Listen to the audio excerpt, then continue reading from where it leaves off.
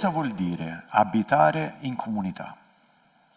E prima di raccontarvi quello che significa per me, proviamo a sentirlo insieme, con una poesia di Farid ad-Din Attar. Un gruppo di farfalle voleva conoscere cosa fosse una candela. La prima farfalla si avvicinò alla candela e vide la sua luce.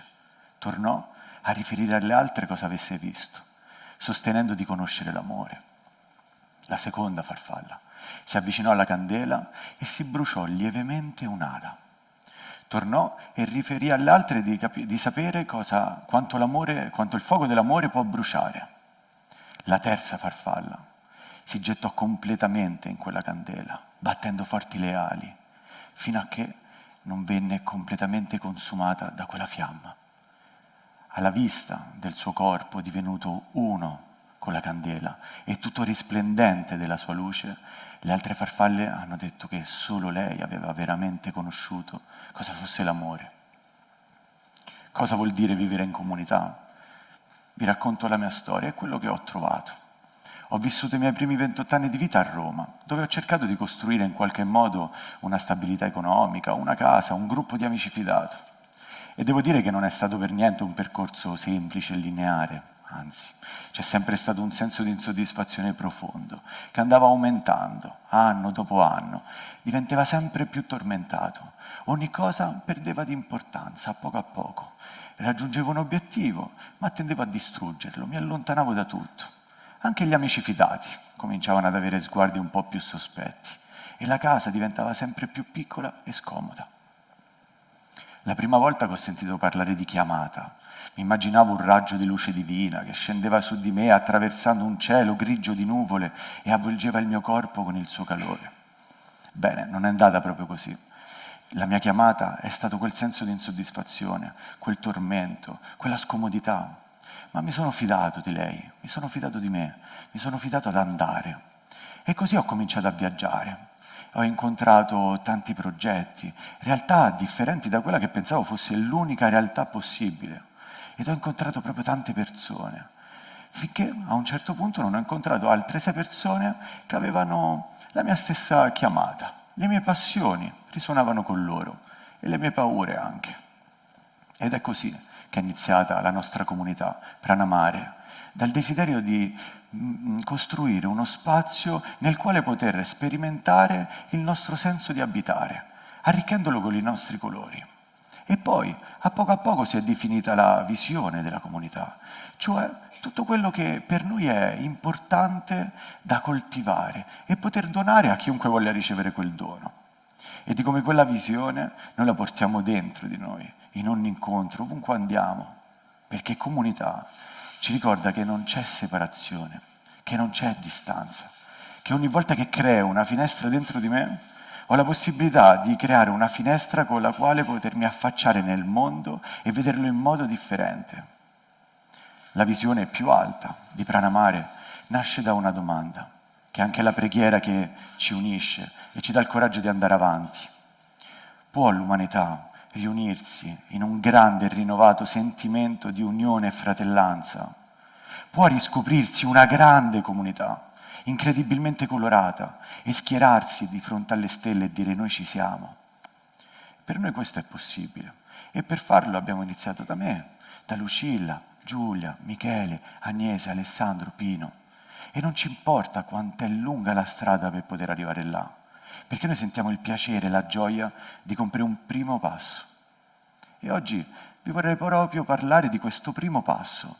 E per farlo entreremo nei 3 termini che precedono Pranamare, il nostro nome: comunità, diffusa e spirituale. Iniziamo da spiritualità. Per noi spiritualità è un'attitudine a sentirsi più grandi, più profondi.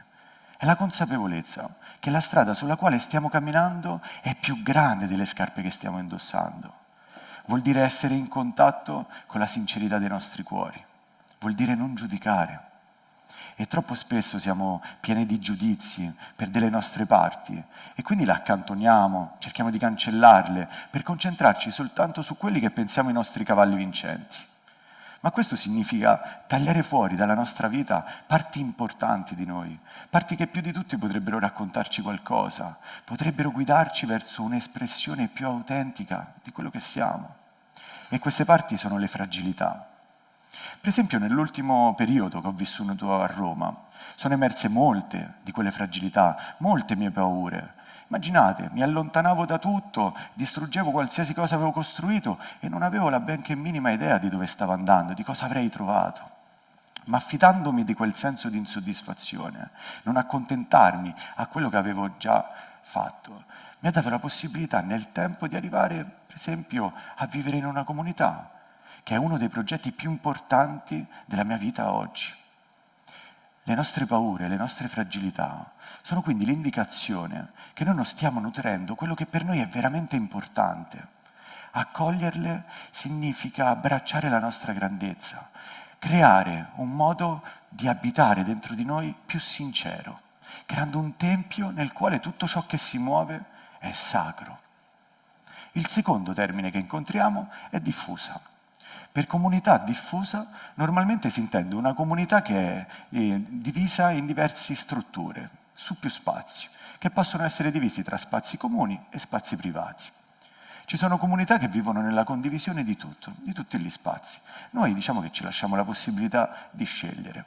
Ci sono dei momenti nel quale siamo nel nostro nido personale, che possiamo essere in contatto con la nostra intimità, e momenti invece dedicati all'incontro, in linea anche con i movimenti interiori che ognuno di noi compie, riconoscendo che in questo momento per quella persona magari è importante portare lo sguardo dentro e per farlo ha proprio bisogno di quello spazio di intimità. E in linea anche con la forza delle stagioni. Per esempio d'inverno è capace che ci trovate seduti sul divano ricoperti di muschio, arrotolati in una coperta di lana che guardiamo con sospetto chiunque si avvicina alla grotta.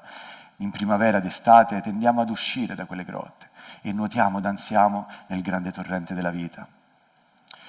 La relazione tra ascolto e disponibilità è per noi molto importante, perché diffusione, nel suo significato più profondo, ci ricorda che quel modo di abitare dentro di noi che abbiamo visto prima si diffonde, si irradia in ogni momento, in ogni situazione.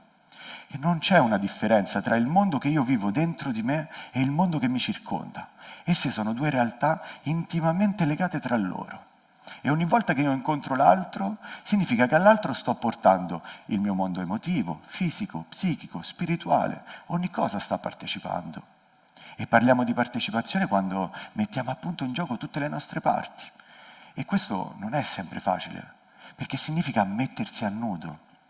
E a tutti noi sarà capitato di dire almeno una volta: ma se mi porto per quello che sono, l'altro potrebbe giudicarmi, potrei creare dei conflitti.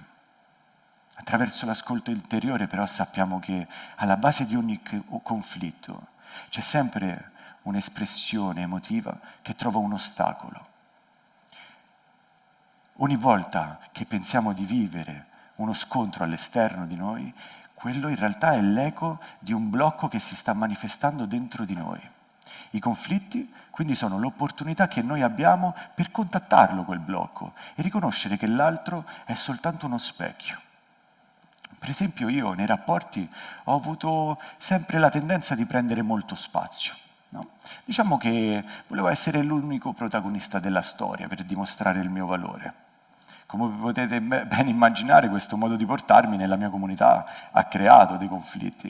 E ad un certo punto avevo di fronte a me una scelta. O continuavo a rifiutare quel conflitto, fare finta di niente, oppure mi rendevo disponibile ad accogliere il sussurro, il consiglio che mi stava portando. Io mi sono reso disponibile ad accoglierlo e ho avuto la possibilità di sentire che quel modo di portarmi era per me un ottimo modo per sentirmi invincibile, per non essere assolutamente in contatto con le mie parti di fragilità, che quel disperato bisogno di essere in prima fila era per me lo specchio di un'insicurezza nelle mie capacità, nella fiducia in me stesso. E diffusione è proprio questo volersi mettere in nudo, mettersi a nudo, rendersi disponibili, a capire intimamente che ogni conflitto e ogni sfida sono l'opportunità che noi abbiamo per poterci connettere sempre di più con la nostra vera potenzialità.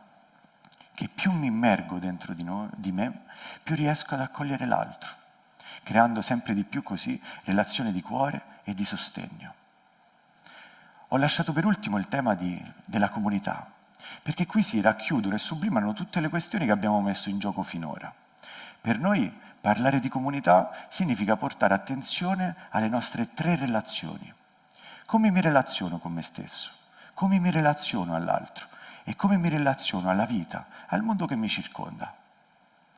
La relazione con me stesso l'abbiamo affrontata con il tema della spiritualità. Quindi, come abito dentro di me? Che tipo di relazione voglio instaurare con me stesso? Voglio vivere di rinuncia, repressione, castrazione? Oppure voglio essere sincero e accogliente per tutto ciò che si muove dentro di me e non giudicarlo? La seconda relazione, quella con l'altro, l'abbiamo vista invece con il tema della diffusione.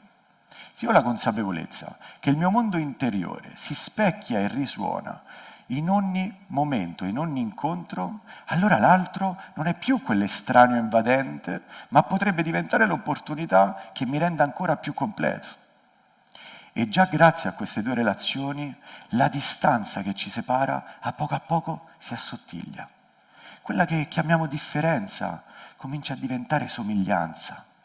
L'odio, curiosità, meraviglia. Ma la terza relazione, quella con la vita, questa sì che è una relazione molto forte. È piena di frasi come «oggi la vita mi sorride», oppure «sembra che tutti ce l'abbiano con me». Passiamo dalla sensazione di sentirci parte di un grande disegno alla sensazione di sentirci completamente soli e dimenticati. Sicuramente è la relazione più complicata e delicata che noi esseri umani conosciamo e per noi è il senso stesso di comunità. Infatti, comunità ha insito nell'etimologia un termine meraviglioso che è munes e questo ha un duplice significato, di dovere e dono. Dante nel Paradiso dice «ad ogni emerto saria giusto muno», suggerendoci che possiamo relazionarci alla vita che ci circonda spinti dal senso di dovere oppure dal piacere di donare. Sta soltanto a noi decidere come tradurlo. E tu come lo vorresti tradurre? Tu cosa sceglieresti? Io penso che già conosciamo quello che significa sentirci isolato da tutti e tutti, spinti a muoverci soltanto da un senso del dovere. E sappiamo come quel dovere a poco ci consuma, ci allontana da quello che sentiamo veramente dentro di noi. Ma se con coraggio riusciamo ad abbracciare la nostra grandezza, a lasciare che la fiamma di quella candela possa ardere libera dentro di noi ed illuminare ogni ombra, allora tutto prende un senso differente, perché ogni gesto si può riempire di bellezza, ogni sguardo di quell'amore che ti dice di fidarti di te, che ti dice di fidarti del tuo cuore, quell'amore che non ti fa mai sentire solo, come qui adesso. Io ti sento lì seduto, che mi stai ascoltando, ma tu sei anche qui accanto a me e insieme a tutti i compagni e le compagne che camminano con noi, a tutte le madri e ai padri, ai fratelli e le sorelle che come me e te camminano su questa terra, aspettando soltanto il momento di lasciare andare ogni paura e sciogliersi in un grande abbraccio. Grazie.